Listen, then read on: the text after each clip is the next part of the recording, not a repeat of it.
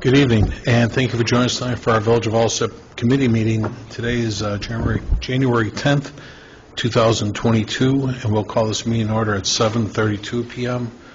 Can we call the roll, please? Trustee Dalzell? Here. Trustee Juarez? Here. Trustee McLaughlin? Here. Trustee Murphy? Here. Trustee Navas-Esparza? Here.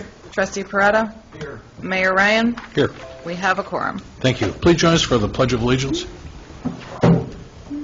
I pledge allegiance to the flag of the United States of America and to the republic for which it stands, one nation, under God, indivisible, with liberty and justice for all.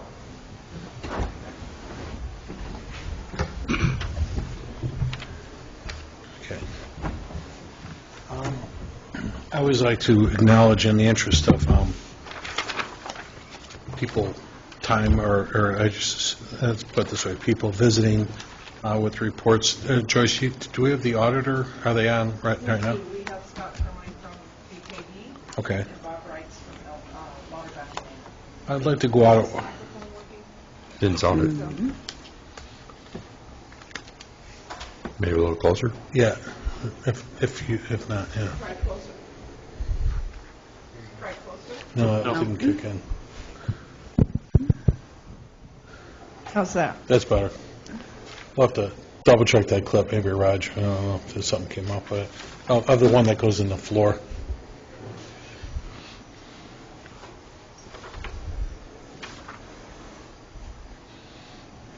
Is that all we in? No.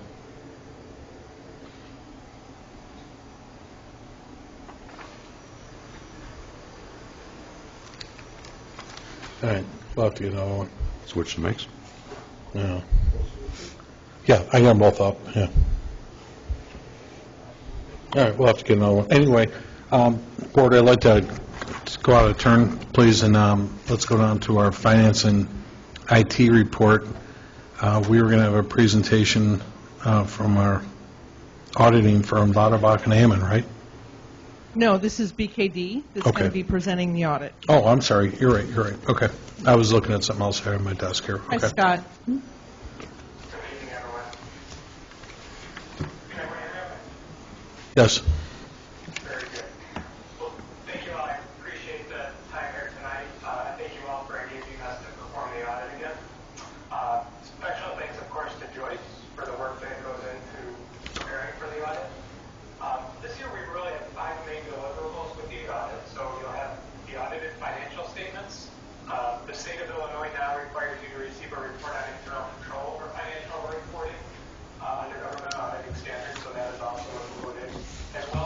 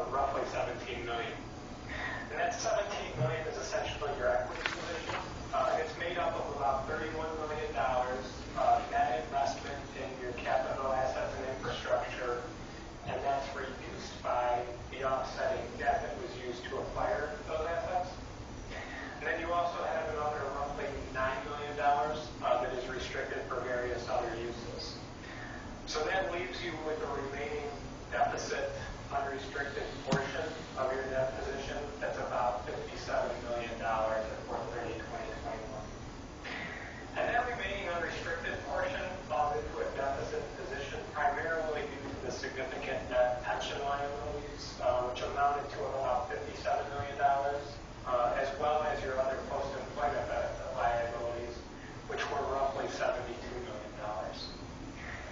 Now, I'll say, although it's not unique to see a deficit in that unrestricted debt position, because many governments are saddled with these high liabilities, it is definitely something that the village would need to continue to watch, because it does create a somewhat precarious financial condition overall. Fortunately, with some positive investment performance for fiscal year 21, the pension portion of those liabilities did get reduced from the prior year. But that same sensitivity to investment performance can also obviously swing the other way in future years, so you just want to be aware of that. On a bit more positive though, I'll say on page 23 in the report, or page 32 within the PDF, you'll see that the village's general fund is maintaining a very healthy fund balance position of approximately $38 million. And of that amount, roughly $21 million is considered unassigned or not having any other specific constraints on use. So that's about 90% of the annual expenditures for that fund. And to give you some additional context around that, there is a best practice from the Government Finance Officers Association that would suggest that you target a minimum of 16% or 2 months worth of expenditures within that fund. So you're certainly staying well above that level. The water and senior citizen complex funds also have healthy unrestricted debt positions, and those are operating with positive income from operations for the year. So I'm going to pause there for a moment just in case anyone has any questions on the financial statements before I move to the next report. Is there anything I can cover on any of that for you? No, Scott, I was going to say, I was just looking at the report, and like you were saying, we did discuss the OPEB commitment, correct, in there? Sure. Okay. Yeah. Yeah, that's roughly $70 million at 4/30/2021. Okay. All right, if no other questions, the next report I'm going to cover is that report on internal control over financial reporting under government auditing standards. And as I mentioned at the start, this report is required under government auditing standards. It's important to note that here we only consider your internal control structure for the purpose of designing our audit procedures. We don't actually give you an opinion on the internal control structure.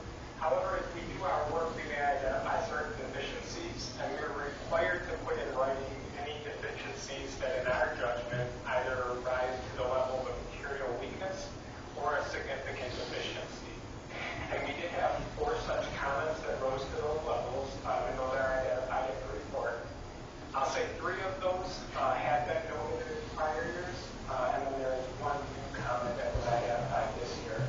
And I believe Joyce wanted to make some comments, so I'll turn it back to her for a moment to touch on those. Thank you, Scott. I wanted to go through our internal control findings. The first one is year-end financial reporting process, and until this year, we didn't have a... Joyce, what page are you on? I'm on page 3 of the independent auditor's report on internal control, and I'm Okay. sorry I don't know what that is in the packet. It's a schedule of findings and responses if you want to do a search. So until FY21, we did not have a year-end closing process documented Page and 195. followed. And so we have put one together. Obviously, this will be refined from year to year. The auditors had some suggestions. We are also incorporating the journal entries that were done by the auditors to try to incorporate as much of that as we can into our workload as opposed to theirs. The next page identifies that we have not done a risk assessment. We have gotten templates from BKD, and we will be using those to start to put together a risk assessment. Rosa has been assigned with that. And so hopefully in the next couple of months, we're going to have some kind of a risk assessment done. Obviously, again, this is going to be a year-to-year revolving annual risk assessment, so there will be different questions and different assessments that are done. So we are going to try to be tackling that this year.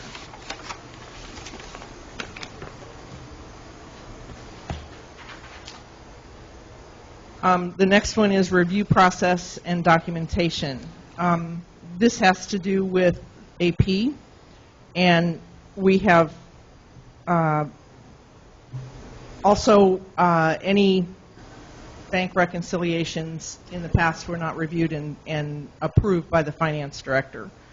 So we have incorporated that. I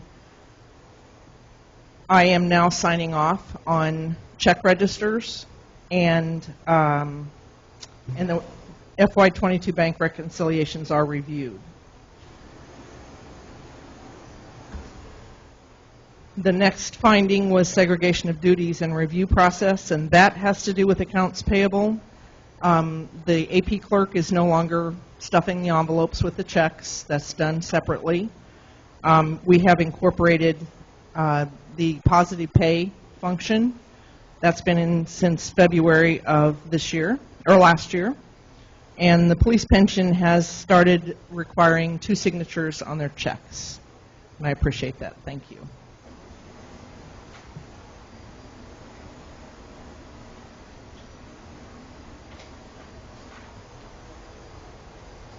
And I believe that covers it. Yeah, the only other thing I would add to that, just so the board is aware, is that we will follow up on each of those findings next year and provide an update on those for you. At this point, technically under auditing standards, we don't comment on the responses. We will evaluate those though in our next engagement, just so you're aware and understanding that. Any questions I can answer for anyone in regards to those? No. If not, the next document that I'll touch on is that required communication to you as the board. This is in addition to the financial statements, where we provide just a summary of our responsibility when conducting the audit. It also highlights some of the significant estimates and note disclosures within the financial statements, just to call those to your attention. From pages 2 to 3 of that letter, we note that we did have some significant audit adjustments as part of the engagement, as Joyce alluded to. We also had some immaterial items that we agreed with management not to post since they were deemed insignificant. So the idea behind that, the concept is just that we do our work, we identify any of those small dollar differences. We do accumulate those just to make sure that when all is said and done, we haven't got to a scenario where we got 50-some immaterial items that actually, if you pull them all together, could rise to a more significant level. So we just evaluate that as we do our work, and then at the end we just double check to make sure that they haven't gone over that materiality threshold. And in this case, that is what happened, and we just agreed with management to pass on those. All of those adjustments are attached to the letter, so you have those for reference. And then typically within this letter is where we report any of those internal control efficiencies. But because you did require that other report this year, we just cross-reference back to that document within this letter. And the last thing that I'll note from this one is that we point out several new government accounting standard board statements, new pronouncements that the village will need to consider over the next few years. The most notable one there is a new lease standard, which will apply for the village's fiscal year 2023. So that does significantly change the reporting on leases. GASB does continue to be very active in issuing new pronouncements, as I'm sure Joyce would agree. So we just like to make you aware of things like that that are coming down like here in the future. And then finally, I alluded to that PIP report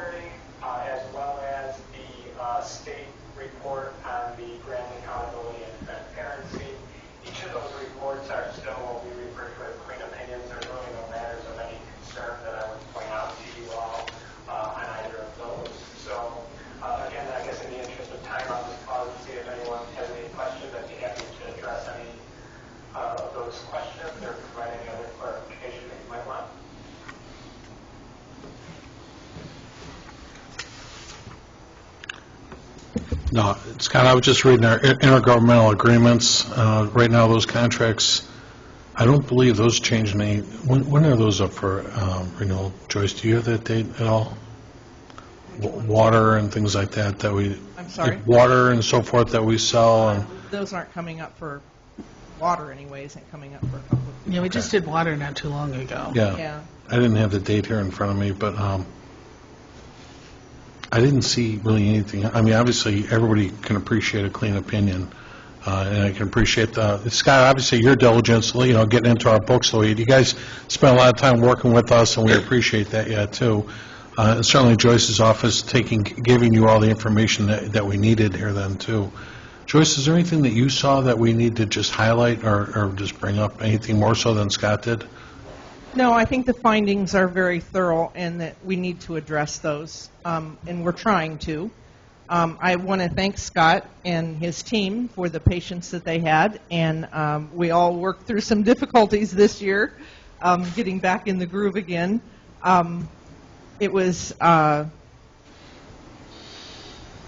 we both had staffing issues from both sides, and so that's one of the reasons it took a while to get this done. And so I appreciate the patience that BKD showed on our side, but I'm thoroughly positive that it's going to be a lot quicker this year. Okay. I didn't have anything else, Board. Anybody else have any questions or anything? No. Well, thanks again, Scott, for meeting with us this evening.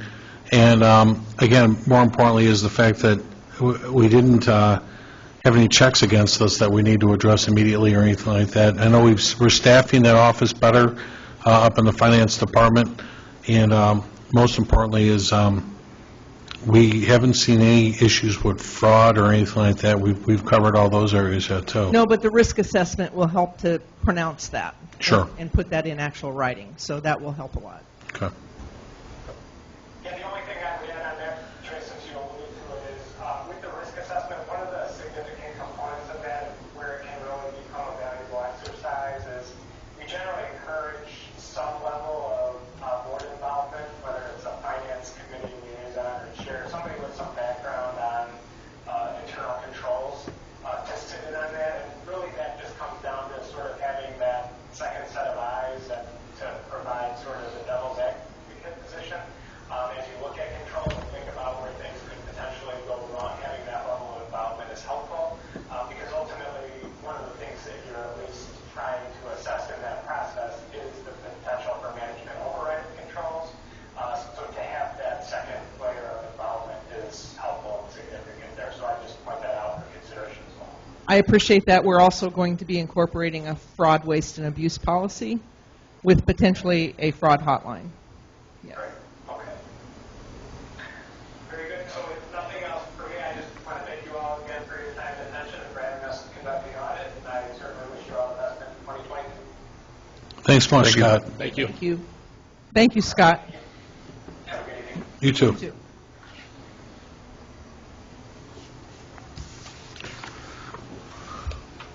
Hi, Bob. There you go. Hi, Bob. Good. How are you? I know that that camera's not letting you see much. I don't know if I can adjust it or not. I can. That's better. That's a little better. So, Joyce, can you introduce Bob as well, Bob please? Wrights. Bob Wrights is with Lauterbach and Amon, and he's here to present the report on our OPEB liability, our actuarial report, as well as a summary, which I put into your boxes, on the police and fire pensions. So, Bob, I'm going to turn it over to you. All right, thank you. Again, my name's Bob Wrights, a lot about me. I'm the actuary that does the police, fire, and OPEB actuarial reporting. I believe the OPEB report is included in your board packets. I don't know which page it begins. But once you find that report, we're going to start on page 12 of that report.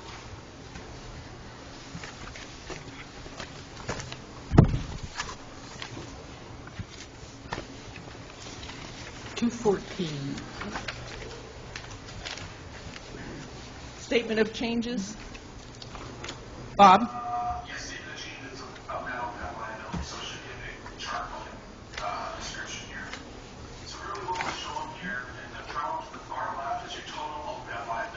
So it's looking what we consider the actuarial liability. You began the year at $65.3 million.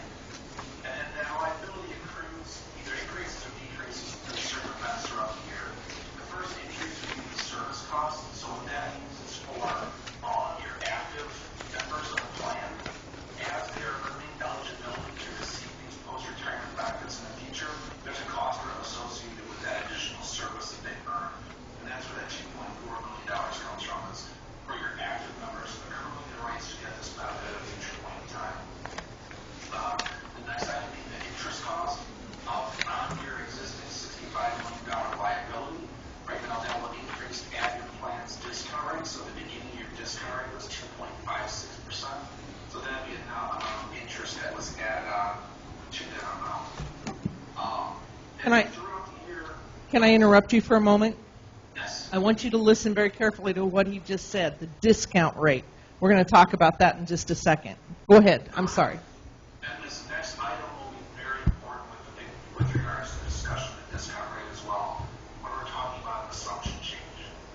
So under the GASB standards, at your measurement date, we have to value the plan at a certain discount rate. And since you don't have assets in your fund, what the statement says is we have to use a government bond index rate. So when I said your beginning year $65 million liability is at 2.56%, when we roll forward to the end of the year, the applicable end of year as of 4/30/2021, that comparable bond discount rate decreased to 2.27%. So a 29 basis point change in the discount rate increased your liability by that assumption change amount of $3.9 million. So these plan liabilities are very influenced by the discount rate. And the little changes, you might not think 29 basis points is that much. It's very significant. And we're going to get into a little bit of sensitivity in just a moment as well to show you exactly how sensitive it is. Continuing the reconciliation, benefit payments premiums paid by the village of about $1.4 million. So this includes both implicit and explicit benefits that are being provided to the active and retired members for a net change or a net increase in liability of $6.5 million, putting you right under $72 million as of the end of the year, which is consistent with the amount that Scott had mentioned. He was talking about the audit liability. Excuse me, one second. Bob, I don't know if I recall, we're on page 109 in your packet. Is that the page you guys had? 214. 214. Okay. It might be in the audit as opposed to the OPEB Sorry. actuarial report. Okay. I'm getting all the same numbers. I'm on 109, that's all. Okay. All right. I'm sorry, Bob. Go ahead. Yep. So on that same chart, the middle column would be your OPEB plan net position. So net position would mean if you had assets, if you had an OPEB trust established, we would show those dollar amounts that would be used to offset your existing, what would be your balance sheet liability. So see, we have no investable assets. Those amounts are zero. So then your net OPEB liability, again, translates to the same $72 million at the end of the year.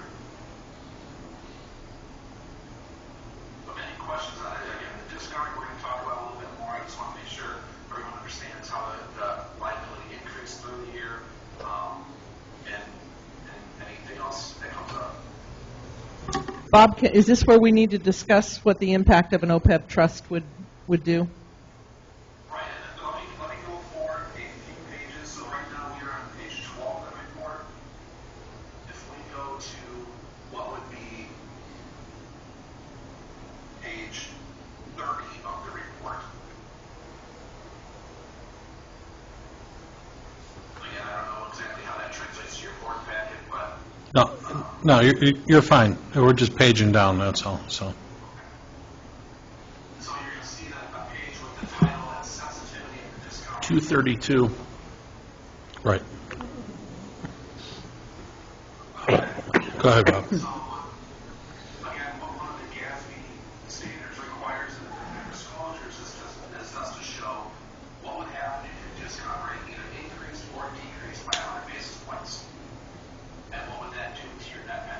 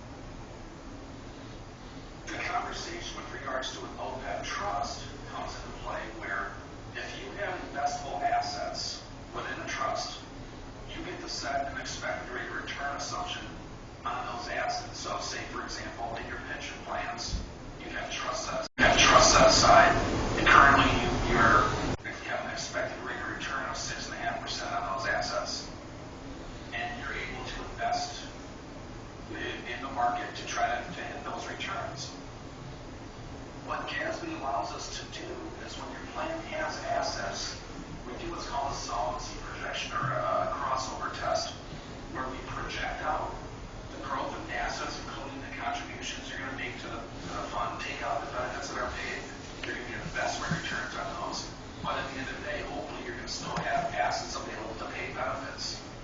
And to the extent that over approximately an 80-year projection period for your current members, if you have a positive assets, you can now set your discount rate equal to that 6.5% expected rate of return, for example. So you could go from 2.27% up to 6.5%. Just throwing that number out as an example. You can see a 100 basis point change decreases your liability by 12 million. Extrapolating that out by 300, 400 basis points, you can see that could potentially cut that liability in half. You'd be down at $30 million of OPEB liability. Just strictly because of the discount rate and having money set aside to pay for future benefits. And Oh, yeah.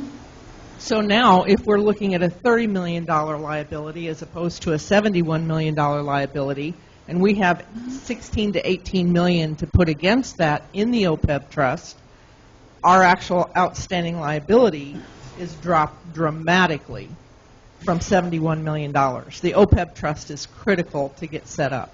It's critical to our financial goodness here to get that OPEB trust put into place. Right. In addition, then, when you're funding that OPEB trust and putting in the contributions, we would likely help you set up a funding policy to contribute to that. You're not going to see the volatility in the discount rate in the future years. You're going to be able to value your beginning of year and your end of year at that same expected rate of return, presuming that you're getting good returns. You can also, to caveat that, you can always have a negative return year where your projection, if you lose some assets, you might not project to remain solid.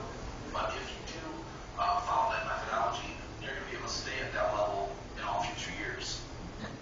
Okay.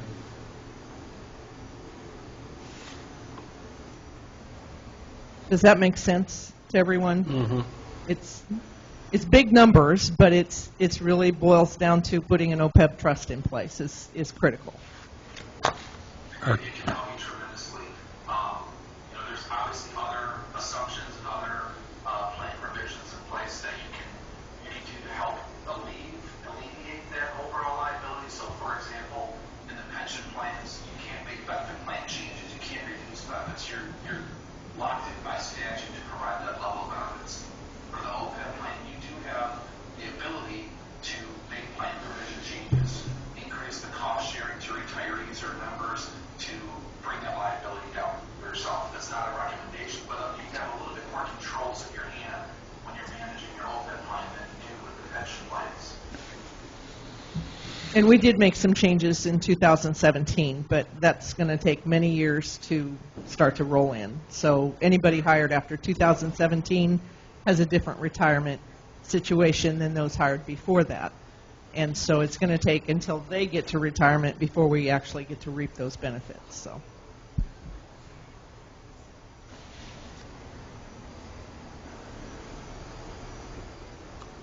Joyce, are we still on target to get that policy? We're trying to do it by May 1?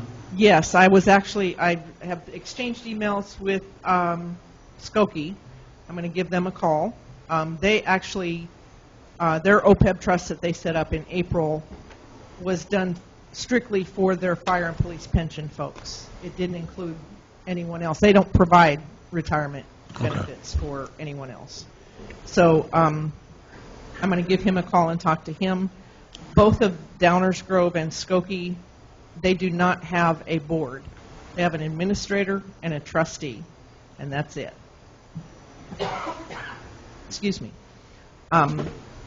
So I think that's a very clean setup. I've talked to Joe. He's got both of the resolutions from Skokie and from Downers Grove, and so we are both discussing what we're going to be presenting before the board. I hope to have that this next month, the first draft of the resolution, so that you can start to digest how this is going to be put together. Okay. So it's moving along.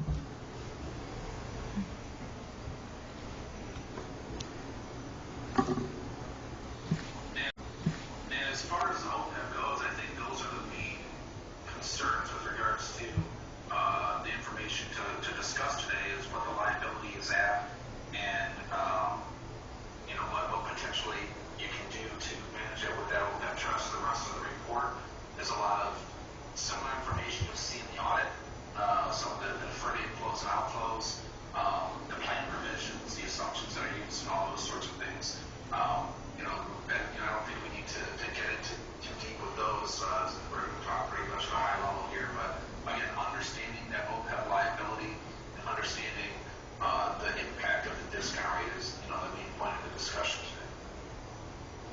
Okay.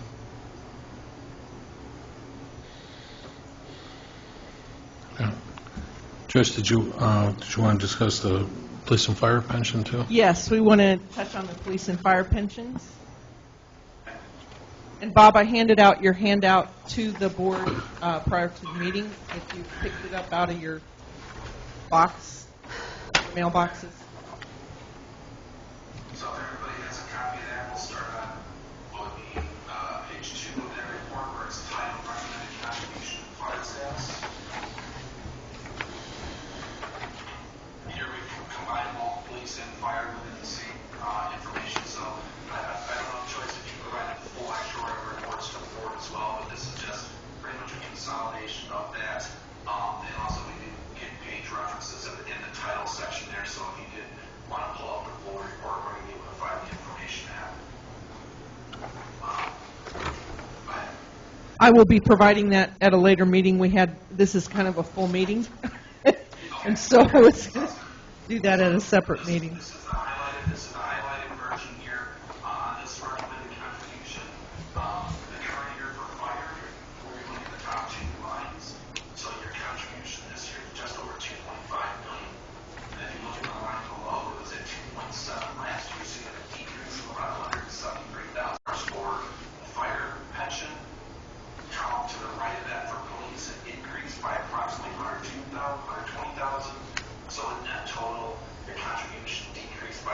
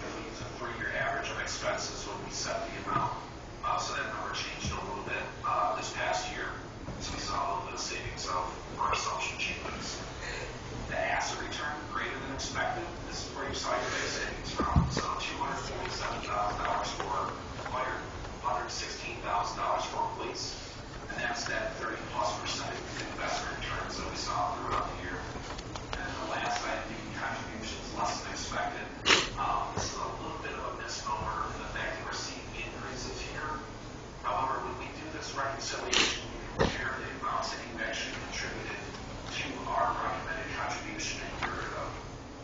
The way the process really works is when you set your levy, there's about a 2-year lag for that money to be levied, collected, and actually enter the fund, especially when you have a non-calendar fiscal year. So sometimes you're going to have contributions from taxes coming in one fiscal year and carrying over to the next. And also it will lag for an additional year on top of that. So we'll show this in a little bit later that the contributions, as we adjust for that time lag, do line up pretty well. It's just one item on this reconciliation where it shows a little bit bigger increase in contribution is actually what you're going to realize. Any questions on any of that? No. Moving forward, the next page we talk about the recommended contribution again, and it just breaks it down. So the contributions really comprise of 2 different components. The first being your normal costs. So a normal cost is your accrual benefits by your actors. And this is what we call the employer normal cost, because we know that active police and fire, they also have employee contributions they need to make to the fund. So when an active member earns additional year of service, they're contributing towards that accrual, and then the balance, the remaining part would be considered the employer normal cost. So you are paying a portion of the benefits that are being accrued by all your active members. In addition, there's the amortization of your unfunded liabilities. So these are the amounts we showed on the prior pages of approximately $65,000 or $65 million of unfunded liability for the 2 plans combined. We're amortizing those amounts over a 15-year period. So, and this works out to be approximately $1.8 million for fire, $3.2 million for police. The amount of those unfunded liabilities that get amortized. So we can target being 100% funded by the time that 15-year amortization period ends. And again, this is an increasing payments pattern. So as we're amortizing on a level percent of pay, we would expect these 2 amortization amounts increase by that same 3.25% each year. Going forward, the next couple pages, I'm not going to go through just some of the detail behind the demographic that changes and that impacts what we saw, those gains and losses and the contribution. Going to the next page, I believe page 7, we have the market value of assets. Not to spend too much time on this page, you'll see fire began the year $29.2 million, $2.23 million of employer contributions, $300,000 of employee contributions, $10 million return on assets. That's that 34% number I was speaking of. And then you're paying out just over $2.6 million a year in benefit payments and expenses.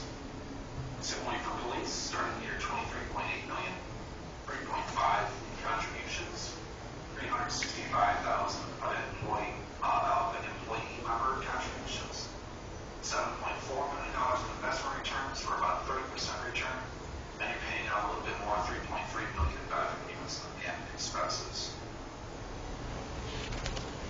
One thing we like to do as a risk metric, as we're trying to evaluate the health of the fund, is that we took some, for example, we look at fire at $2.6 million of benefit payments compared to $39 million of assets. We made a ratio of that because you're paying out about 6.67% of your money each year in benefit payments. And just as a risk metric, we like to keep in mind what is that ratio. Right now, 6.67. Your expected rate of return is 6.5%. So in theory, if you're hitting your 6.5% return each and every year, that's enough to pay your benefit payments. So what's good about that is that all the contributions that are coming into the fund through employee and employer money is going to where it needs to go. It's going to fund future benefit accruals and it's paying down your unfunded liability. So we think fire a really good situation that ratio is right near your expected rate of return. Flipping to police, it's not quite as great of a story where if we took that same ratio of 3.3 million divided by 32 million, we're at about 10%, right? So by getting simply a 6.5% investment return, you're not quite cover all your benefit payments. So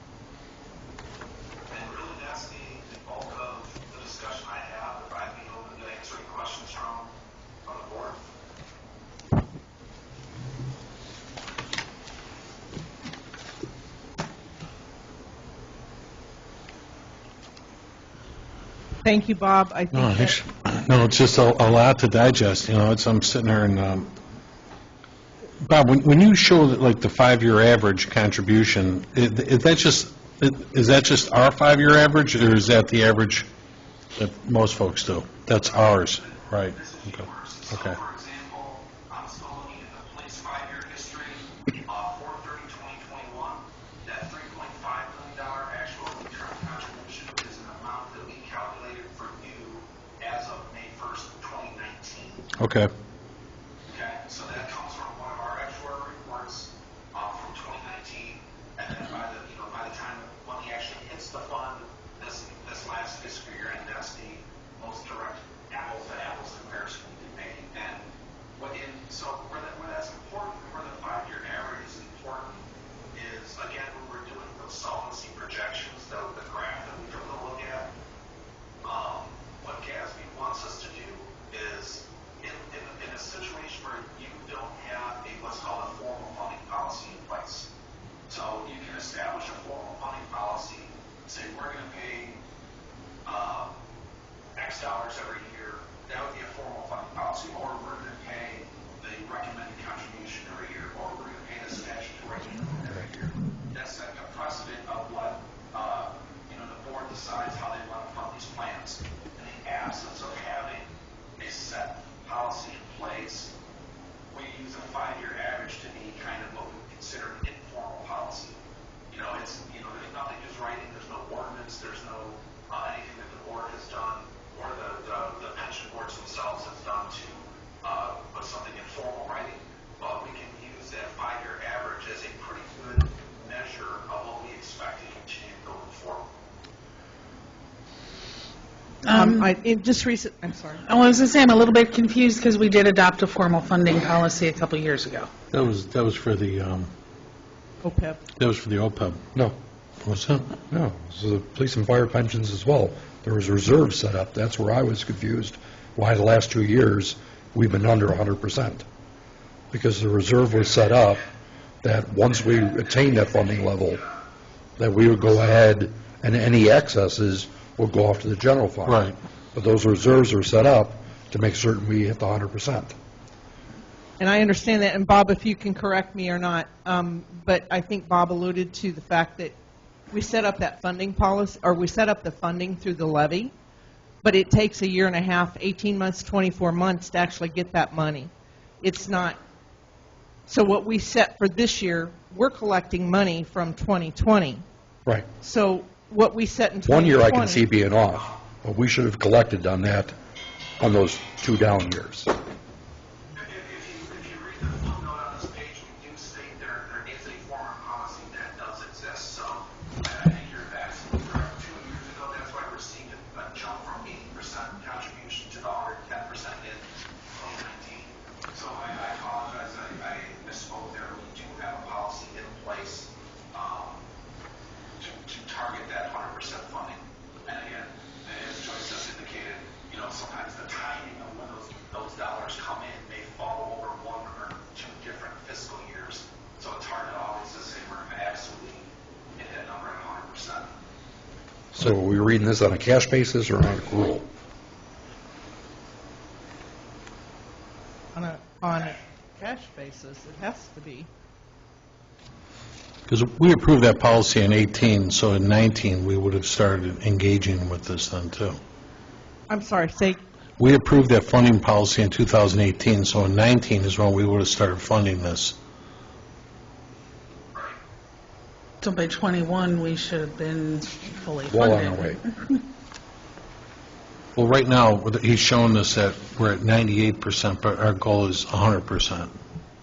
correct, and if you're dependent upon property taxes to do that, I know that we build in a 3% loss. I have not had an opportunity to see if that's an actual good number or not.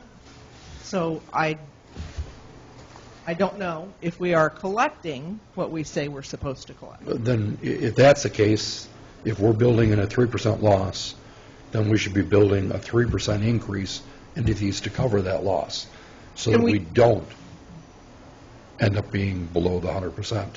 And I thought that was the whole purpose of the reserve. of the reserve. Yes.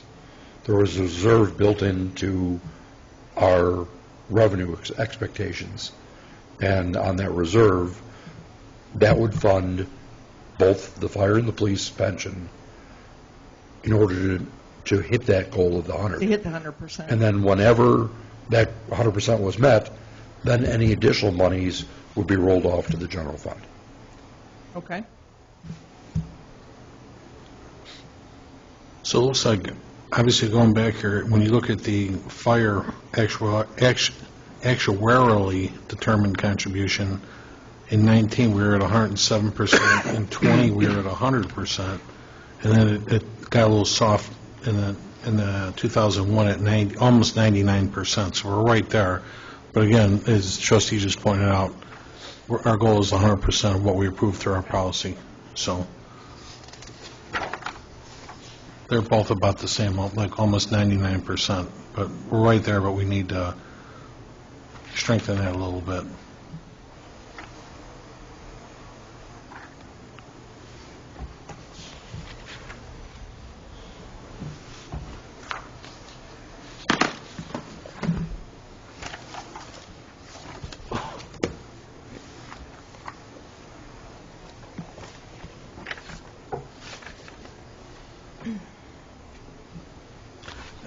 Anybody?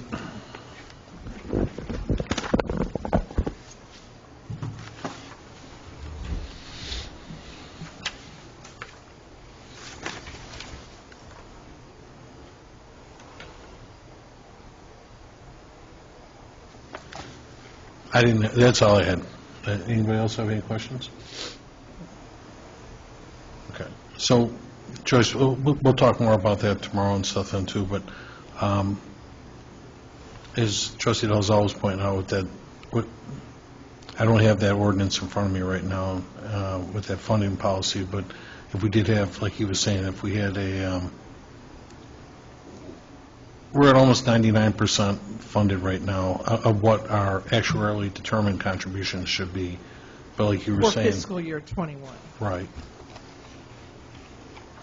We were stronger in 19, and but we're bringing it back up. But like he says, if there's a reserve there, then we should have hit the 100 mark, and we came in just under it, 1% under it. But still, if there's a reserve, we should have hit it. We can look at that tomorrow and make sure that we're hitting that properly and stuff then too. Okay. Yeah, I don't think it's a one-day. No, I get it. I understand that. Yeah. No, there's a lot of detail in the funding policy, but I think the main point being we fund the pensions at 100% first before we spend the money on something else. Well, you can see what we did determine is being hit. We determined we were looking for about $3.5 million every year, and that's actually what we're pulling. It was 3.5 in 19, 3.4 in 20, and 3.5 in 21 for the police. And So if we were looking at funding at 100%, are you going to give back that percentage that we went over 100? that was just that 1 year. That was back in 19. Yeah. Yeah, If that you was want to a- keep on carrying across Yeah, deficit numbers. Running fund? Right. Yeah, running balance. Well, because we were actually 110% in the police in 19. Yeah, that made up for the shortfall in 18. Right. But it would be good to, obviously, everybody wants to be consistent, so. So anyway, thank you, Bob. I know that was a lot of explaining to do, but obviously you're very versed in this kind of thing too, so. I try to keep it concise, but these terms that you're going to understand and try to follow through. Sure. You can get lost in the numbers pretty quick, so I try to take as many breaks as I can to have you ask questions if you don't follow something. So yeah, it's a pleasure to do this, to have these call meetings with you guys. I personally love doing it in person as well, so hopefully soon we'll be able to get out and have some meetings in person again as well. But again, thanks for the opportunity to serve you, and we'll work with Joyce going forward with starting the new year. No, that's fine. Your packet was built well. It was easy to follow. As you were explaining, it was easy to kind of follow along with that and stuff then too, so. Yeah. All right, Thank you, thanks, Bob. Bye-bye. Joyce, that was a lot of information. Anything else? I'm not on this. Okay. All right, we'll go back in line and we'll go through our officers' reports. Starting with mine, I did meet with Commissioner Early today, or Building Commissioner Roger Early today, and we're starting to work on reviewing both the building permit fees and certain licensing fees as well, too. And we've got about 4 or 5 suburbs that we're comparing numbers to right now, and I will be bringing that back to the respective committees as soon as we get a little bit closer. And we'll probably have it done this week sometime. We should have that done. We get a lot done today, that's for sure. But I'll be sending that back to everybody.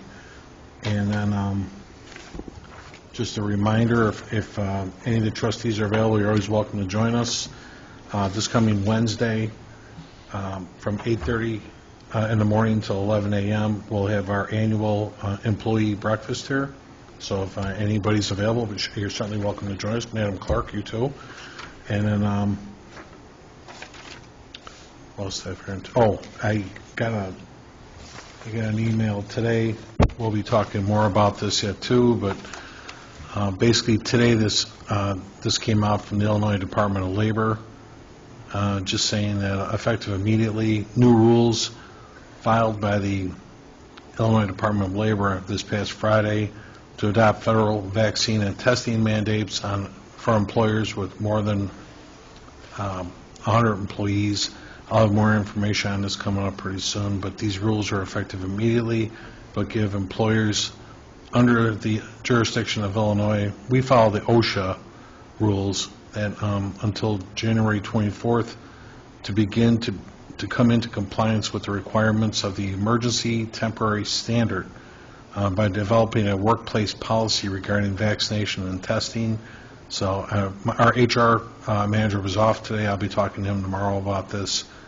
And basically they're saying the rules published by the Illinois Department of Labor say that by February 24th, employers must establish a policy on vaccination to determine the status of each employee with proof and maintain records. Employers must also provide support for employee vaccination. And skipping down a little bit here too, among the other rules effective February 24th, employers must require employees who test positive for COVID to disclose the diagnosis, and employers must remove the employee from the workplace. Employers must require face coverings for those who are not fully vaccinated. And again, I'll outline all of this with our HR manager when he's back tomorrow. There's just a lot going on. And I've spoke with our legal team as well, and they're also putting something together for all the communities that they represent at the same time. So we'll have more to report next time we meet. That's all I have for this evening. Clerk's report. I have a request for approval to post in-house for 1 week and then post externally to fill a full-time clerical position within the clerk's office to fill an open pre-existing position. I have the presentation of the January 3rd, 2022 board meeting minutes and the presentation of the December 2021 FOIA report. And that is all I have, Mayor. All right. Any questions for the clerk on any of that? Well, the only thing I'm thinking, because we also have the position description further down for building, should the two position descriptions, one, be more aligned? When you actually look at the two job descriptions, they're not in sync. We should have an established format and criteria in terms of what we're including and what we're not including. For example, one specifically says that it reports to the office supervisor. The other one doesn't say who it reports to at all. It would be reporting to the building commissioner. But it doesn't say that, is my point. And these are just drafts, and I didn't get them that's in why I'm the bringing it thing. up Yeah. now, is that I think HR should come up, one, with a consistent format for job descriptions for all departments. We shouldn't have to hunt and choose or look for things. All job descriptions should be following a structured format. And then the other thought, and again, just putting it out there for consideration, I mean, we've been talking and emphasizing for a very long time about cross-training between the departments. Erica is cross-training between the two departments. Well, no, what I was just going to suggest is that while we have two positions, one on each side of the building, is now an opportunity to look at creating a blended position kind of thing. Not saying eliminate a body, but structure it so that both positions know right off the bat that they'll be expected to work on both sides. That is also documented in both of these descriptions.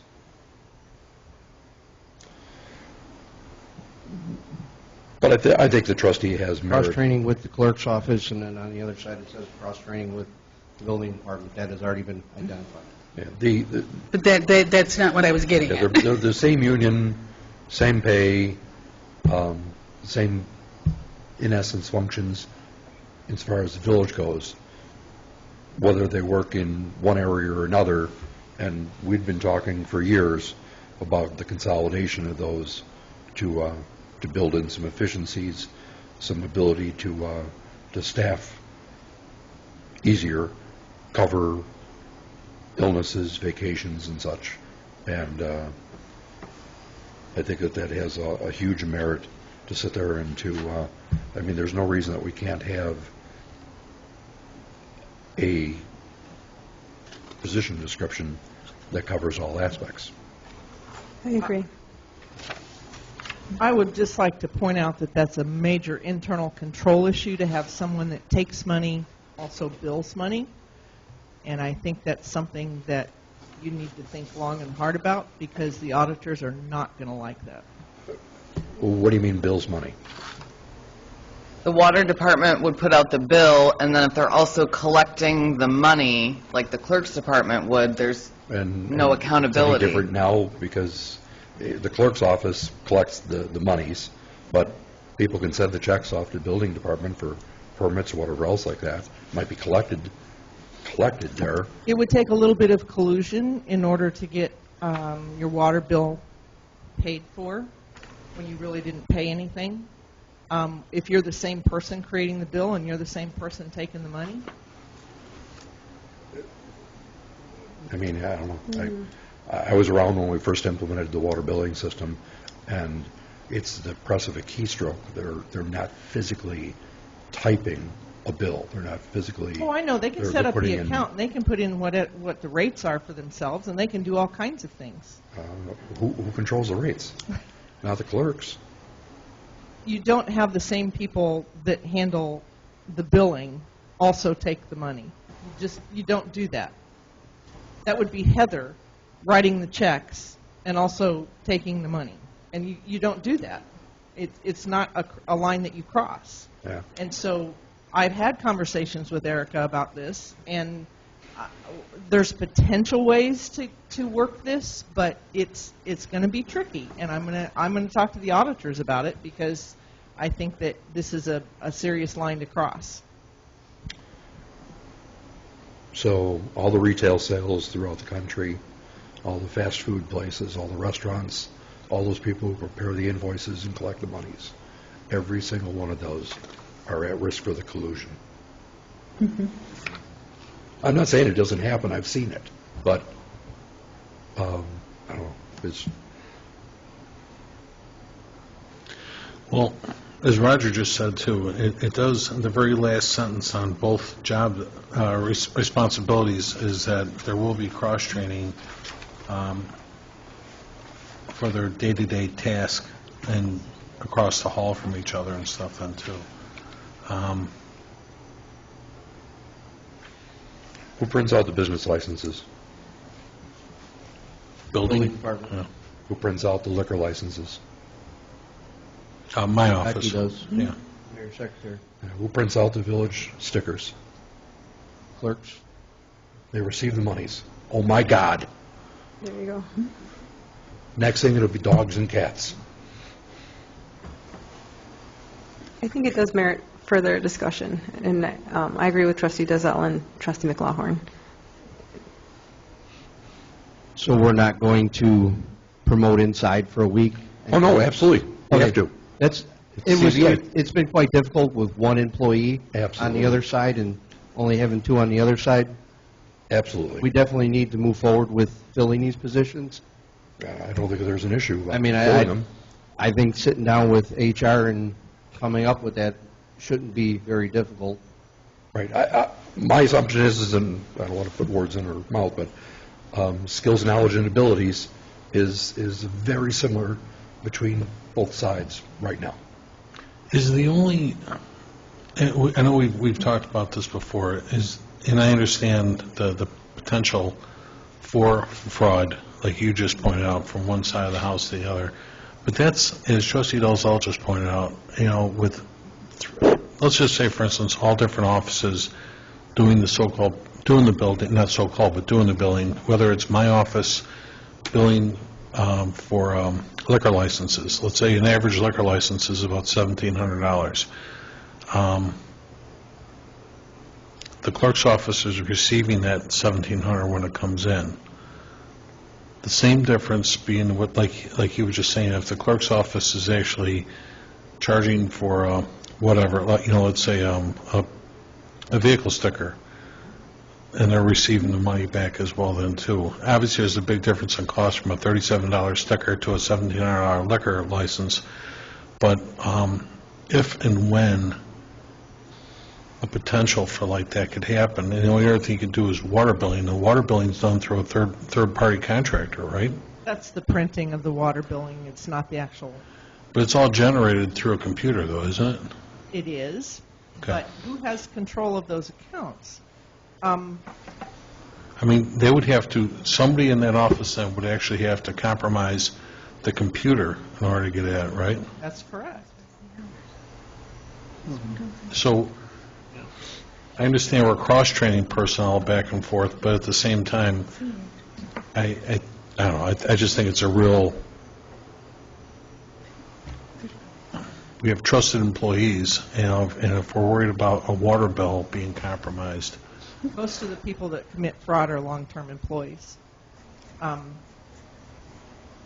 that, I guess my point being is, that argument would defeat the purpose of cross-training, and that's what we didn't want to do. We want to continue that. I know that, and Yeah. like I said, I've had conversations with Erica right now. I'm certainly not going to discuss how and the details of that at this moment, Right. how we could potentially make this work. I need some input from some other people. But we would have to put in some safeguards in order to make this work. It's not going to be just you can do both jobs. Certainly, I think we have to put some restrictions around both jobs at the same time. I think we have to say that you're working this today or you're working that. It's not, oh, you're going to do this both. I don't think we can have that happen. I think we have to have them doing a job. But we'll get into more detail on that. Again, we're still working on how potentially we can make it work. Because as Roger said, he can't really function with just one employee and under your direct supervision right now yet, too. That was one person for the last 2 weeks Right. over in the water and building department side. It's slow, so it's not that bad right now, but we are going to start picking up come February, March. We will be inundated with bigger permits, and that's where I need to have somebody fully trained so that we can hit the ground running. There's a lot, and just so the board understands, I do try to move around to both offices all the time, and I was down here, and I was down building and water even today, and a lot of situations can bog them down. People call in with questions and so forth like that, and at the same time, whether it's an issue with a permit of some type or just exploratory, we were trying to figure out something with some contractors that didn't have the right paperwork and all that kind of thing yet too. And a lot of these contractors don't know who to send things to, and it comes through my office, and I'm funneling it back, that kind of thing yet too, so. But Mayor, I mean, I've never heard a rumbling from anybody on the board about diminished staffing. We think the staffing, I'll speak for all of us, I guess, but the staffing is fine, and there's no effort here to reduce staffing, and circumstances are what they are. It's just that going forward, for effectiveness, for efficiency, it just makes more sense that we would combine the staff together, and then there wouldn't be a staffing shortage. You know, we'll be able to meet the needs of the community. So by all means. We would definitely work towards meeting all of those goals.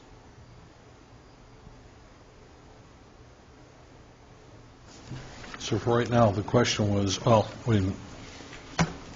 it's something that just, like, again, it's covered in the CBAs anyway, so you're asking, Clark Harding was asking that we post internally to see if anybody was interested in filling that clerk's position, whether it's from another department at this time. Yes.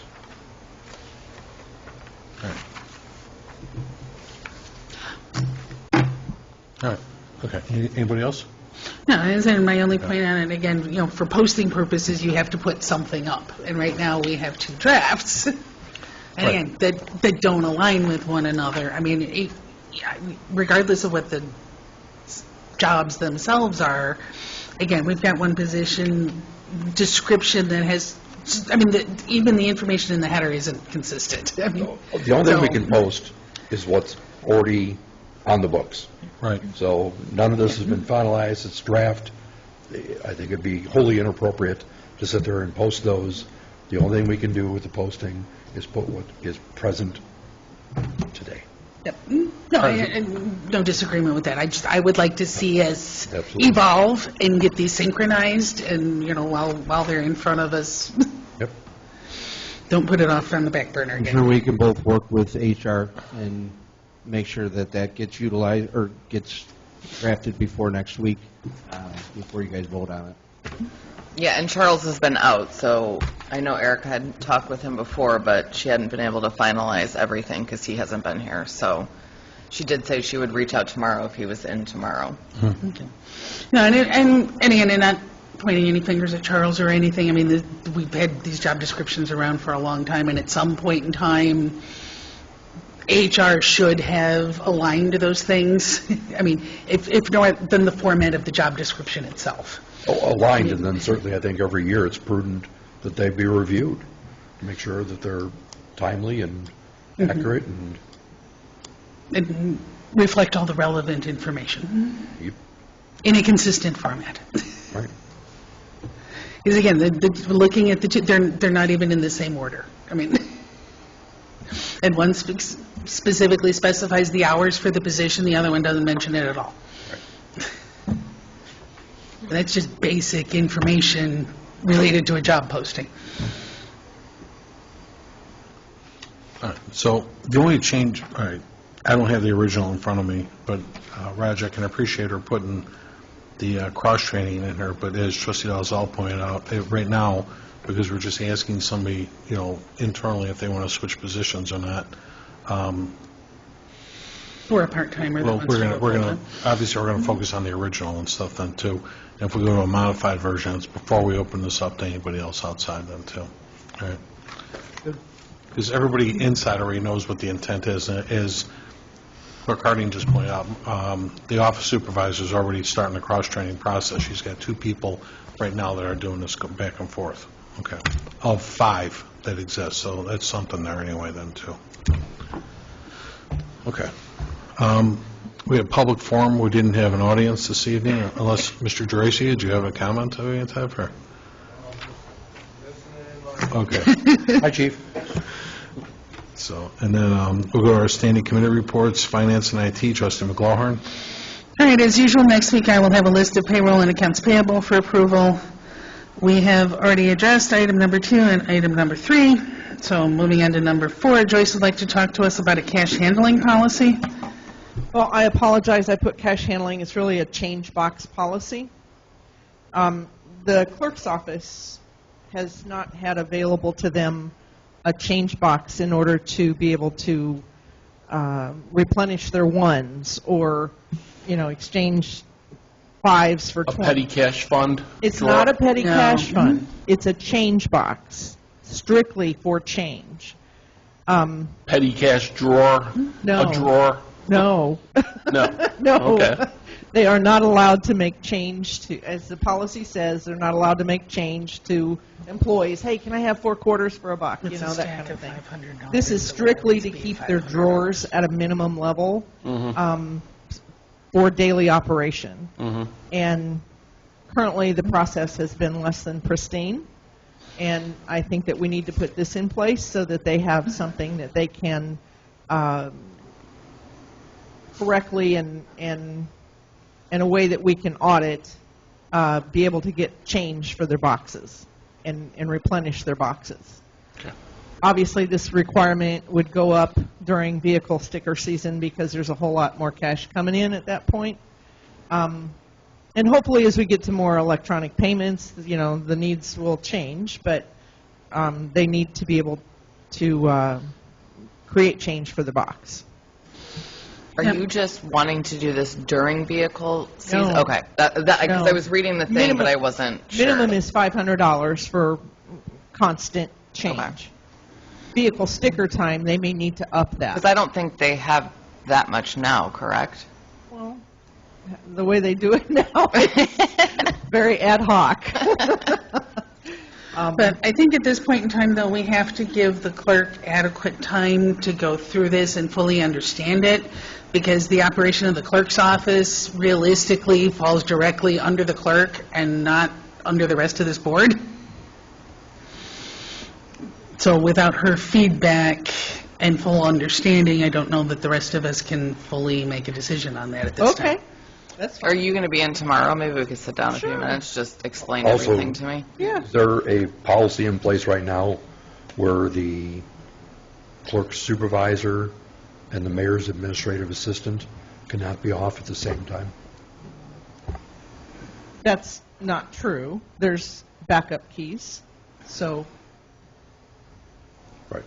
But I'm just saying is if you're, worried about this, and right now it's delineated as such to just those two people, and if we don't have a thing in place for them to where they cannot be mutually off at the same time, then the backup really means nothing.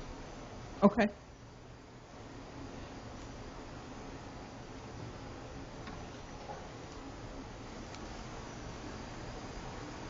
And if you're saying that it can be covered by others, then the fallacy of key control is simply that. It's why you lock your door at night. It's not going to stop people from robbing you, but it's going to deter some people. It's not a perfect system. It's intended to put a shield. Not a hard shield, but it's intended to put a shield. It's not perfect. But it's better than a box laying there open. No, because we have a key to the change box, and we put that inside of a safe. Yeah, there you go. Yeah, The safe that we leave open all day long. right, perfectly normal, perfectly healthy. Right. A lock.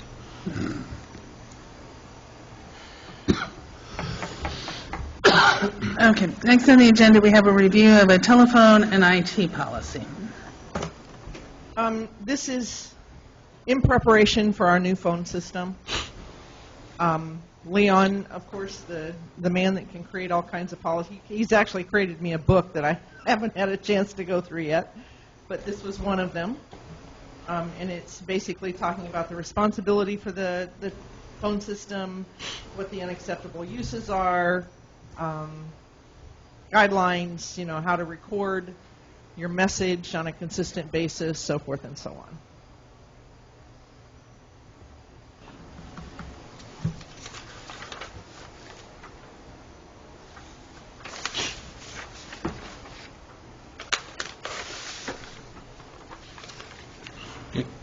Joyce, I was going through this. Leon drafted all this? Really? He created me an entire IT policy manual. It's yet to come. No, he's doing a great job. He's working with the police chief right now on the, License readers. yeah, because we're going out to bid on those and stuff Yes. yet too, so.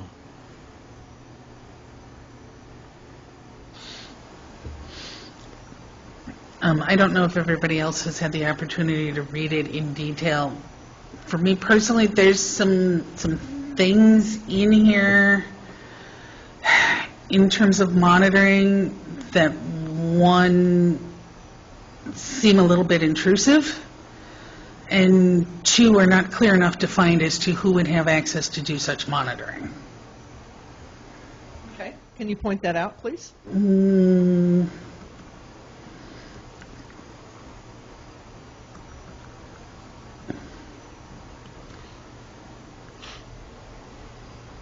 I can't remember where it was specifically because I read it all. It also seems to be incomplete. Section of the use of the telephone system, the last sentence. I'm sorry. Where? Oh. The use of the phone system, We will be using scripted. we'll be using scripted, Where are you at? I'm sorry. the dangling It's page participle. 260 of the packet. Oh, I don't have the packet. I'm sorry. Acceptable use is what you were under? No, it's 4.5, Oh, 4.5, sorry. user responsibility for IT equipment. It's on page 5 of 6. Subsection A, use of the phone system. I'm And, so sorry. Oh, no, it's, I think it's a great move forward on this.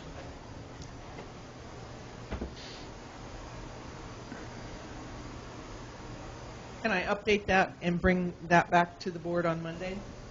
You can take your time. Yeah, I can take my time. I can bring it back to the next committee, whatever. Okay.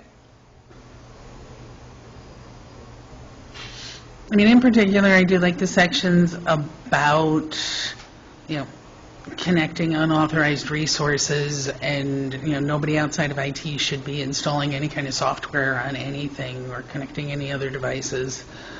That is just a general good practice to have.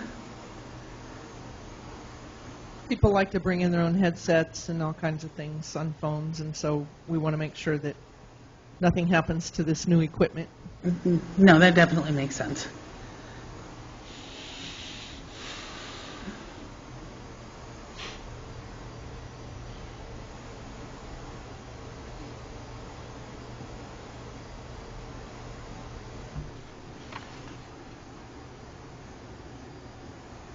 Anybody have any other questions on that one?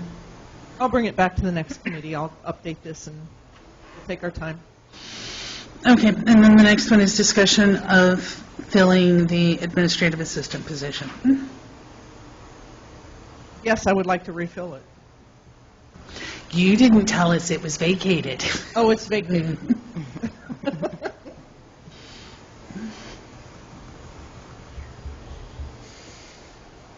Joyce, this is the same job description that you offered last time. Yes, no changes.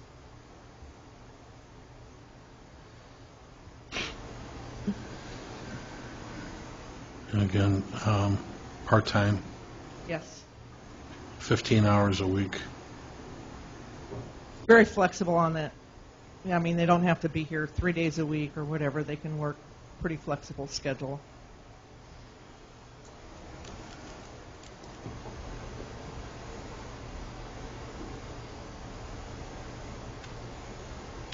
Board, any questions on that? We approved this once before, and it's temporarily filled. It's temporarily filled? It was. Yeah, Rose is now the finance associate. Right. So this position's, I mean, she's trying to do both right now, so. Right. I think the point is, Joyce, it would be helpful if you tell us those kind of things up front. Okay. The board had no knowledge that Rosa moved over. Oh, they did. You did not send any communication to the board, so how would they know? Okay.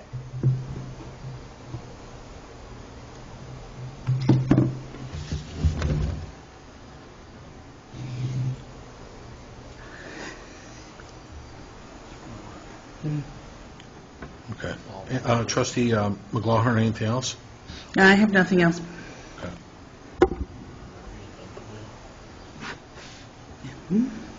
Sorry, I'm just making a quick note here.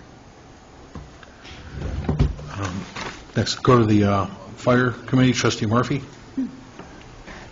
I have a presentation of the 2021 Annual Fire Department CAD System Incident Report, and that's all I have, sir. All right, and then we had the Police and Traffic Safety, Trustee Dalzell. No report this evening, Mayor. Public Work and Boat Launch, Trustee Juarez. I have a presentation of the Public Works Department December 2021 monthly activity report. That's all, Mayor. Thank you. Mike Fraders here tonight with Public Works. Mike, guys did a great job over the weekend with all the ice. You and I were communicating back and forth. Anything that we need to touch on or anything like that yet, too, Mike? Everything okay? Everything's great. Okay. Hey Joyce, I made myself a note on here, but I don't have to talk about it today, but I'll talk to you first thing in the morning. I want to talk to you about something, though, too, okay?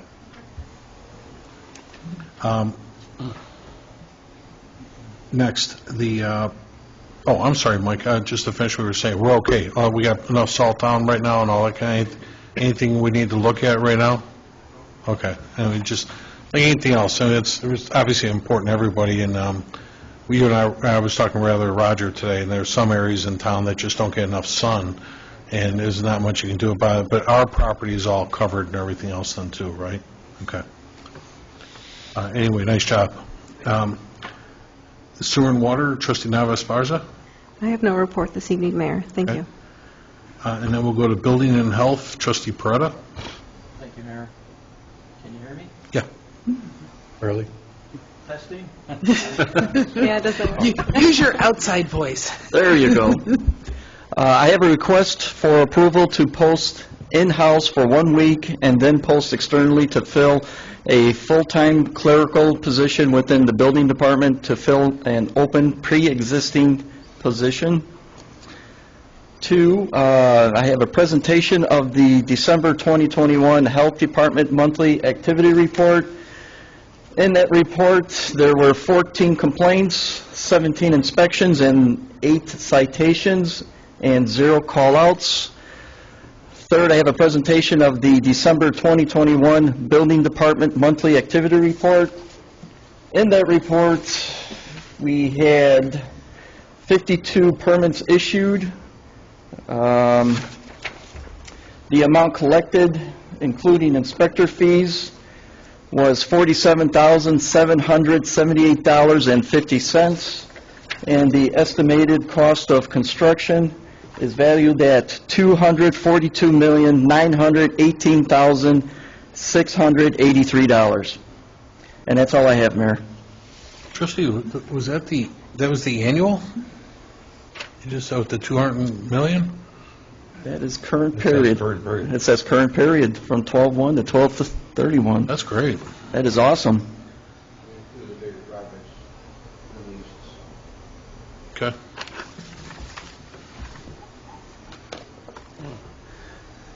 You guys don't, I mean, I know it was in the packet, but we don't talk enough about, you and I were working on other projects the last couple of days. All right, thank you. Great report, too. Next, we had Human Resource and Insurance, Trustee Murphy. Other than the topics you covered in regards to the new safeguards, Mayor, there's no report. Thank you. You know what, Trustee, we did have on, it didn't make it on the agenda, so I apologize, but today was the due date for the request for qualifications from the insurance brokers. And we did get, Clerk Harding got one, when did you get that, on Friday? Or Friday. Friday from Alliant, who we do our health care with right now. And I believe we do have one here from Horton that was submitted the same date.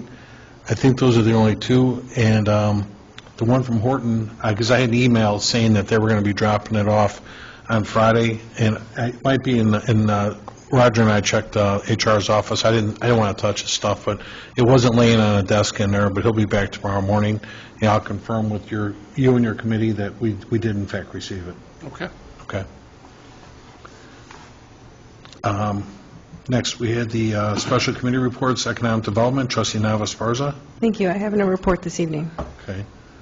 I don't think Roger, we didn't have much in the last week with economic development. We didn't have too much other stuff changing just yet. Not at all, not at this time. I had a nice conversation with Executive Construction, is that who's doing the gas and wash? Yes. I met with, yes, the GC over there, very great guy, and he speaks highly of all of our services here. Police, fire, everybody's checked in with him, especially you guys. He said building department, everybody. I said the last thing we want to do is be responsible for slowing you down. He said, no, we're moving along really well, and again, their target date is sometime in April. They want to have that thing done and open and stuff then too. So he says they're going along pretty good so far. Next, village properties, Trustee McGlohan. No report this evening, Mayor. Okay. Trustee, I spoke this afternoon with Loretta Cabell, the social director. They canceled this month's agenda meeting, as there's no meeting this month and stuff. She said a bunch of people are under the weather and they don't want to push the envelope and stuff. Well, there's an awful lot of COVID going around these days. Next, ordinance legislation, Trustee Peretta. No report, Mayor. Okay. And then next we have planning and zoning and licenses, Trustee Juarez. I have a presentation of a list of licenses dated December 23rd, 2021 through January 7th, 2022. That's all, Mayor. Like I said, Trustee Juarez, myself and the building commissioner are working on looking at licensing fees as well as building permit fees. So between yourself and, actually, we're going to sound out all the trustees, but yourself and the chair of building, Trustee Peretta, will get those out to you as soon as we get that worked out. So probably be in 2 weeks for discussion. We're going to look at that. We want to get that in place before spring. It's been a long time since those have been adjusted. Did anybody have any presentations, petitions, or communications? How about any unfinished business? I do just temporarily want to go back to the phone and IT policy. Joyce, it's section 4.0. I was just reading that. Where it says, and I can agree with individuals have no legitimate expectation of privacy using village equipment. However, to just blindly say any use may be monitored, intercepted, recorded, read, copied, accessed, or captured in any manner, including real-time and used or disclosed in any manner by authorized personnel without additional prior notice to individuals. And I do believe that it says, at the beginning that it is in accordance with law.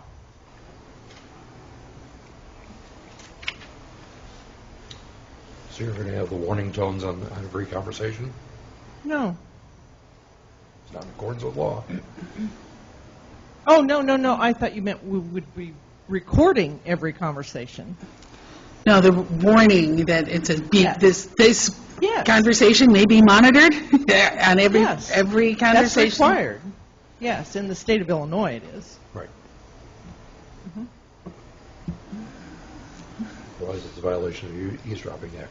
That's correct. No, but like I said, there's no definition of who, what, where, when this would take place or how it would take place. What we're trying to do is we're trying to stop personal phone calls at work that are there for just chit-chat that I know I've overheard.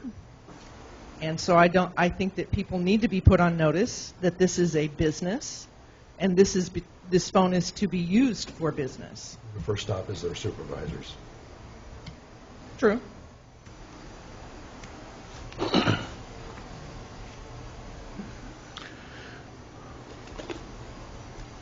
I would agree. I would agree. Is this something that's machine authored? You know, like when you call in and say this call may be monitored. Is it one of those kind of statements? No, the objective is that This is just a policy that we're talking this about. is just a policy. This is not the technology. This Right. is just I just the want to make policy. sure it's not a technical thing that's being. No. I would agree, though. I think some things like that really should be addressed with their supervisors first. So can I rearrange this a little bit to say that this is not to be used, and I won't use the word chit-chat, but this is not to be used for personal reasons. Yeah.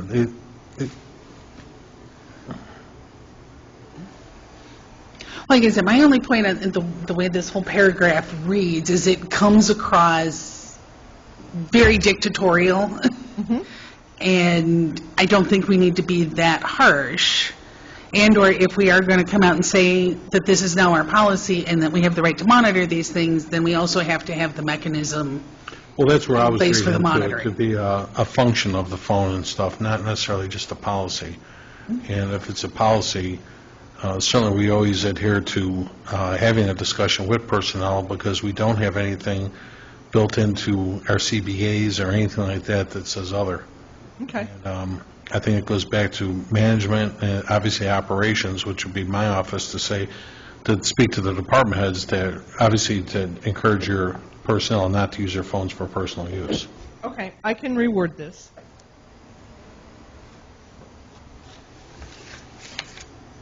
I know in my personal experience lately, it's not so much the use of the company phone, it's the use of a cell phone on company time. Is that something that's going to be addressed? Does it need to be addressed? That's a supervisor. That's the supervisor. Supervisory? Right. Right. But we just didn't want to, I would agree with Trustee McGlohern. I don't think I want to implement a policy like this that could override current practice that we have here now then, too, to say that this is a tool when we're not actually, we don't have that in place and stuff then, too. I can address this at the end of the month within our staff meeting that we do at the end of the month, every month and stuff then, too. So all the department heads will hear that at the same time. Anything else? Anybody have any new business? Can I get a motion then to adjourn? So moved. Second. All in favor? Aye. Thank you. We'll adjourn this meeting at 9:14 PM.